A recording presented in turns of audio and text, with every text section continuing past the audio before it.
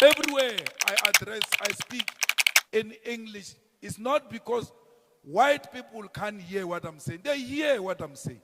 I never said white people must leave South Africa. I said return the land so that we share the minerals of this country together. They want to sit on the table and eat alone, and then we must watch them. That time is over. We want to sit on the table. This table belongs to us. It is our table. You will never have dignity without a land. No one will be respected without a land. We are not disrespected because we are black. We are disrespected because we don't own property. And the ownership of property starts with the land. I will build my own house.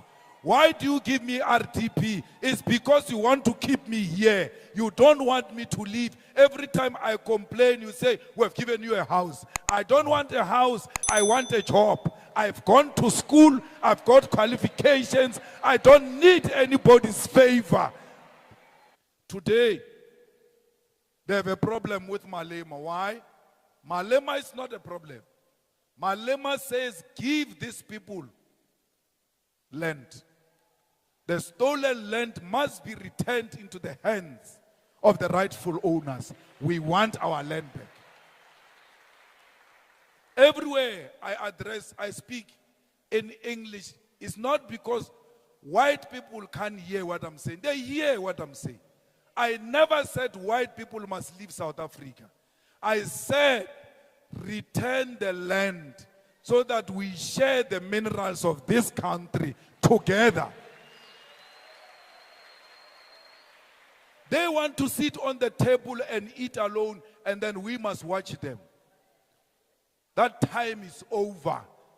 We want to sit on the table. This table belongs to us. It is our table. You will never have dignity without a land. No one will be respected without a land. We are not disrespected because we are black. We are disrespected because we don't own property. And the ownership of property starts with the land.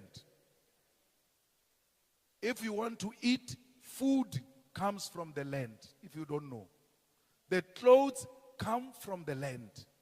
The jobs comes from the land.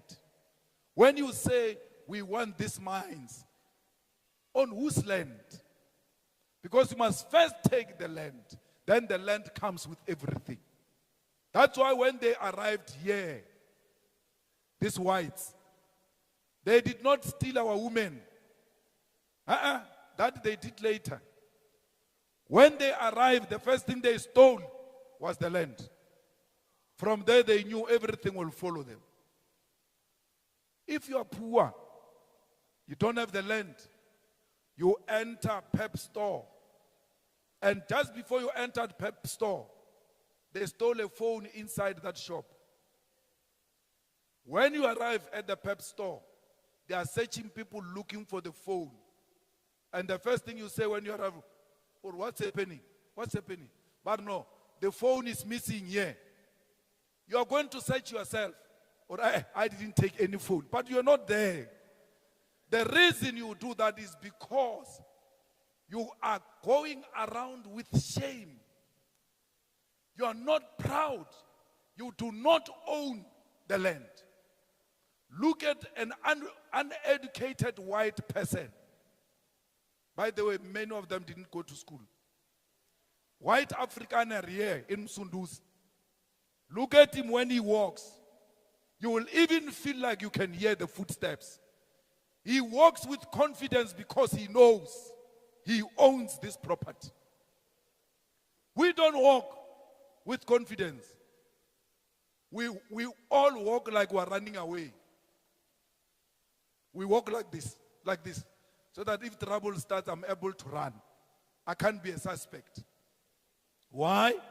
Because we don't have the land. That's why they fight anyone who says, give the people the land. Why? These people are going to have their dignity and they are going to speak back to white people because that's what ownership does. They will never undermine us. We want every house to have a tap, and that tap must have a running water. No human being must drink water with animals. No one. We want our children to get jobs, to get education. We too, we want everything else that children of white people have. We want to have those opportunities. And we will never give up about that struggle. We are not in a struggle for votes. Whether our votes have declined in KZN or not, as long as we find people gathered like this and saying, we are part of the struggle to return the land into the hands of the rightful owners, then we are on the right track. Today when you go to a bank as a black person, you are a high risk. You are a high risk. They cannot give you a loan easily. We want a bank that will belong to us and be sympathetic to us and give us those opportunities so that we are equal to the whites. The only people who can speak for black people is the EFF. No one else. They've all abandoned black people. No one is going to tell us where to go and where not to go. This is South Africa. We go everywhere. I can never be intimidated by small boys and small girls. They want to know who I am. They must go and ask Donald Trump. These are kids, these ones.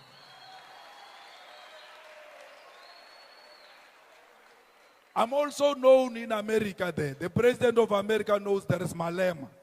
You can't intimidate him. He's not scared of anything, especially when it comes to issues of black people. There is no one who's going to make us be scared. So whether somebody likes us or not, as long as they are unemployed youth, as long as petrol attendants are still paid less money, as long as domestic workers are still being harassed, as long as the farm workers do not have their rights, the EFF will always be there to make sure that the rights of those people are protected. That's why we've got a youth command. Why? Because we are the future.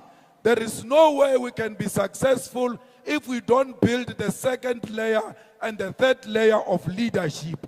In these young people, when we die, they must pick up the spear and continue with the struggle for economic freedom in our lifetime.